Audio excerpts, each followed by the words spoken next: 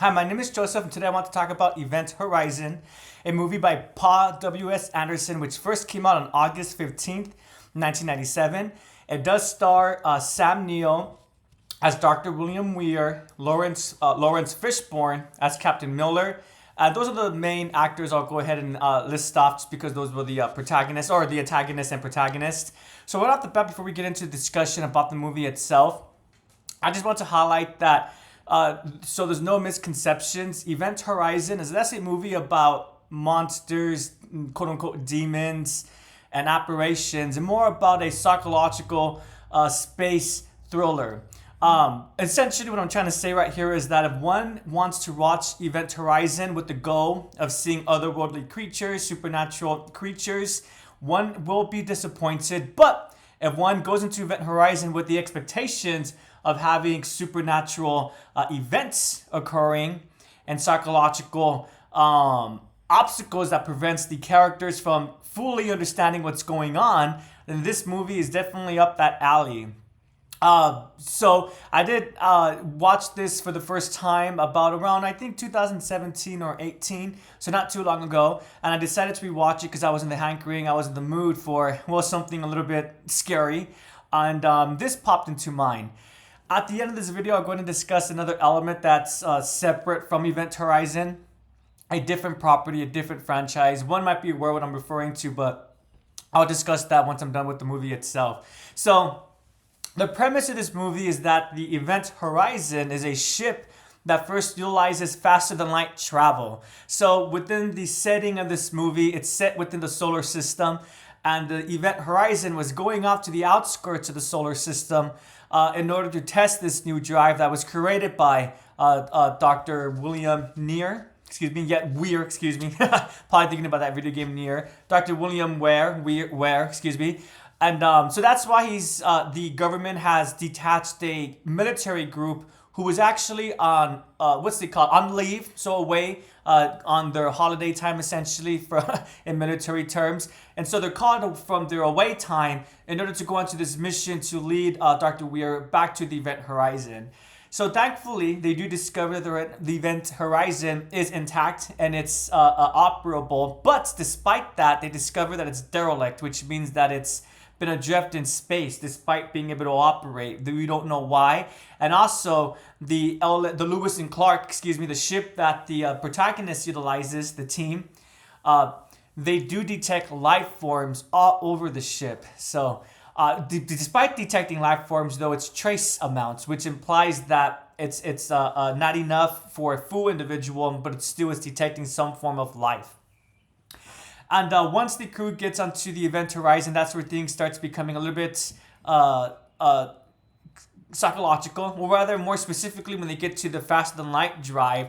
As it turns out, supposedly it should not be interacting with gravity, but the liquid around it, it's off, yet it's acting like it's on.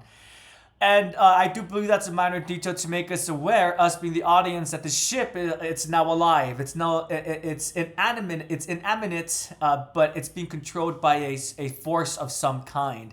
It gets revealed that the reason why this occurred is because when the Event Horizon tested the faster than light drive, it got pulled into this black hole. So this black hole is what the faster than light generator creates, and it goes through this black hole in order to travel faster than light.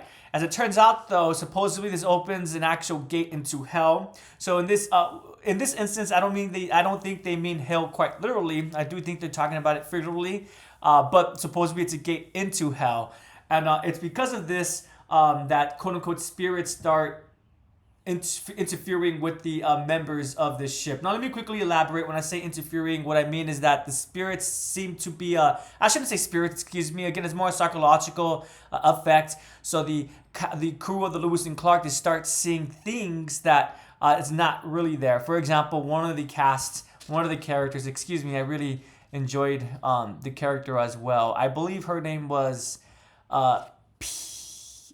it was either Lieutenant. Of course, the full character's name is not being displayed, but it was either Lieutenant, played by Joely Richardson, or it was Peters, portrayed by Kathleen Quinlan. I believe it was the Lieutenant, though, because I believe Peters is the one that survives at the end.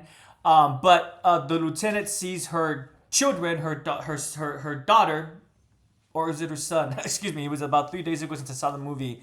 But she sees her child and she follows the child. As it turns out, it's just an apparition. The child's not really there, and she ends up falling through. So she's chasing the child through a corridor, a hallway, and the child's standing at the end, and she's further away. She doesn't realize that there's a hole right in front of the child. Unfortunately for the lieutenant, she ends up falling through that hole, right? So that's what I mean. So less ghosts and more apparitions caused by the mind, caused by the individual. For Dr. Weir, he's been affected by the event horizon. He's been cawed by it because, as it turns out, he had a wife, but he was too invested in his work, and thus his wife committed suicide. And he's been haunted by this fact from the start of the movie, and it's looking like the event horizon is utilizing that detail in order to possess Dr. Weir and convince him to spread and activate the event horizon, or the faster than light drive aboard the event horizon, in order to spread whatever that's coming, seeping through this gateway. The movie ends with Lawrence Fishburne's character, or Captain Miller, successfully blowing up the event horizon, but unfortunately for him, he is forced to separate from the rest of his crew, but he's able to save his crew while sacrificing himself. So it's a self-sacrifice, a hero's death, essentially. Is that a happy ending, though? Well, the movie ends with, I believe, again, it is Peters. I'm looking for Justin, or Baby Bear, portrayed by Jack Noseworthy, who, by the way, quick context, although he does quote-unquote survive, unfortunately for Baby Bear, or Jack, he's in critical condition because he was possessed. He was one of the first individuals to interact with the faster than light drive, and unfortunately it seems like he was possessed by whatever beings that exist from that warp, and it convinces him to go into an airlock and to eject himself out. Unfortunately for, excuse me, I don't want to keep using his nickname. Fortunately for Justin's character, again, Baby Bear, he regains composure of himself, his own consciousness, and of course he doesn't want to die, and unfortunately he gets ejected into space. So that's why he's in critical condition. Technically he is alive, but again, he's in critical condition. The other two individuals who survived, they're physically A-okay. Again, it's Peters and Cooper, portrayed by Richard T. Jones. So right off the bat, I am jumping the gun a little bit. One aspect that I really loved about this movie is the fact that it subverts expectations. So most of us this movie came out in 1997, meaning what? Most horror movies that came out in the 90s, 80s, and early 00s. Unfortunately, there is a stereotype that is true. The character of color usually died first. More specifically, the black character usually died first. But in this instance, the black character, not only does he not die, so spoilers obviously, not only does he not die, so there's two black characters, Lawrence Fishburne's character, Captain Miller, and of course Jones's character, or Cooper, and neither one of them die. And in fact, Miller is actually the protagonist of the movie. He chooses to die in order to save everyone else. And then for Cooper's character, he could have died. He could have had a frivolous death. So as context, he's fixing the Lewis and Clark so they could detach from the event horizon. But unfortunately, Weir's been possessed already, and he doesn't want the crew to leave the event horizon. So he destroys the Lewis and Clark with Cooper on the outside. Cooper, of course, gets blasted into space, away from the planet of Neptune. Oh, I think that's something I forgot to mention. The event horizon is found around Neptune. Cooper could have easily died right there, right? Made his death comedic, and it was a little bit funny how he got into that situation. But what does Cooper do? He makes the choice to figure out and think critically a plan to get back onto the event horizon. He utilizes his the air from his astronaut suit, his space suit, to project himself. I'll leave it at that because there's a little bit more to it. But again, what's really cool is the fact that he does survive, and I think that really does add a little bit something to the movie, makes it a little bit more unique. Besides the fact that it's a psychological, supernatural thriller rather than a direct demon, ghosts, creature movie, I think that really helps Event Horizon to stand out a little bit more. Anywho, going back to the quick summary. So Cooper, Peters, and Justin, they're the only ones to survive. Is it a good ending, though? So they do get picked up by the rest of the human civilization. I forget the organization's name.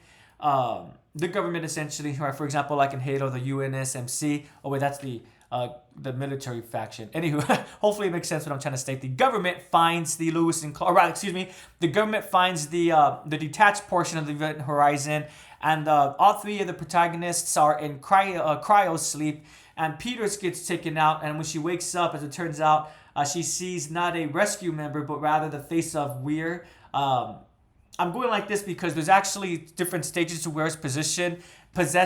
He first looks normal, right? Then once he becomes possessed a little bit, he takes out his own eyes. And then after that, he ends up cutting up his own face as well. That last phase is only seen by Captain Miller, though, right? So the way this movie ends, it could have just been an oversight, but it basically implies, it essentially implies that the crew, they're infected by whatever life force that was present within the Event Horizon. Again, maybe it was just an overthought by Anderson by accident. They forgot that the cast at the end did not see Weir's final form where his face is all scratched up.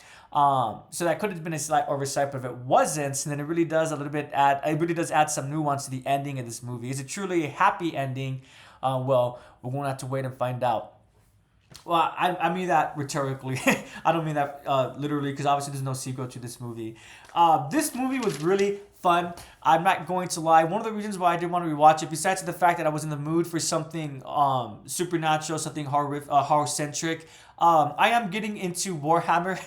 Actually, in fact, I'm starting to read. I was originally going to start with the Horus, the Siege of Terra, excuse me, but I'm going to begin with the Horus Heresy. I'm starting to read that first book. I'm also in the middle of playing Space Marines for my PS3. And since it was on sale, I did get Warhammer 40k Inquisitor Modeler, the Ultimate Edition. And I do recall so the first time that I saw this movie, I was not aware that Warhammer fans consider this to be a kind of prequel to The Warp.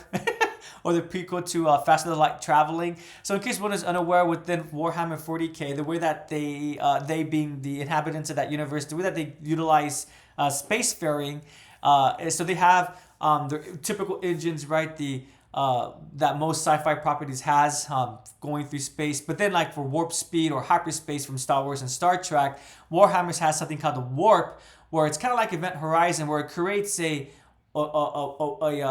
a dimensional hole rather than a black hole. It's just a hole, and the ship goes through it. It's another dimension. It's not hell, but it is where the immaterial exists, which means thoughts, emotions, and everything like that, or chaos within Warhammer. And while traveling through the warp, the ships does need to utilize something called the Geller field. Without the Geller field, then the inhabitants of the ship, they become possessed and do crazy things to themselves, such as what the inhabitants of the Event Horizon were doing to themselves. That little murder / orgy thing that they were doing. that really reminded me of something from Slaanesh. Again, the first time that I saw this movie, I was unaware about the Warhammer connections. I wasn't into after, because this movie really is intriguing.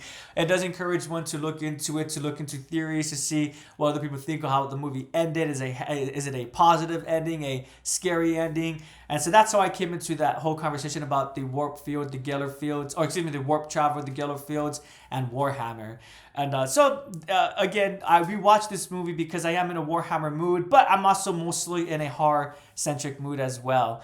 So with that being said, would I recommend this movie even if one is not a Warhammer fan? Yes, I definitely would. The first time that I saw this movie, I was unaware that a community was connecting it to a different franchise, and I was still really able to enjoy it. I'm not gonna lie, there are some elements. One can tell it's not the biggest budget movie. But despite that, the effects, I think, was really well done. Keep in mind, this movie did come out in 1997, but again, I really think the effects stands up today. And the set design was really fun as well. And in terms of the acting, not much complaints at all from my perspective. Besides for Fishburne and Neo doing a great job. The rest of the cast did an amazing job as well. They made me feel the anxiety that they may have had, or the anxiety, the cheer, and the camaraderie that they felt. I say camaraderie because something I really appreciate about this film is the way that they set up the crew of the Lewis and Clark to be very close-knit and to be very close with one another. I did really appreciate that. It was really cool. Really added a lot to the crew of the Lewis and Clark. It made it feel much more emotionally impactful when everything started going downhill. And even for Will's character, despite him being an arrogant, possibly egomaniacal individual. Pardon me, I didn't pronounce that correctly. One does feel a little bit sympathy towards him. I don't believe he was an evil individual. He was just too focused with his work, thus his personal life being affected by that. And unfortunately, the Event Horizon took advantage of weird psychological weakness. I don't mean that to sound so harshly, but weakness in terms of he was feeling guilt towards the situation about his wife, and thus that's how the Event Horizon was able to call him and infect him. If one is a Warhammer fan, would I recommend this movie? Hands down, yes, without a doubt. It really is. I could see the connections to Warhammer. Even some of the ships look very gothic. Looks kind of pre-Imperium of man. Maybe all of this is occurring before our AI goes against us.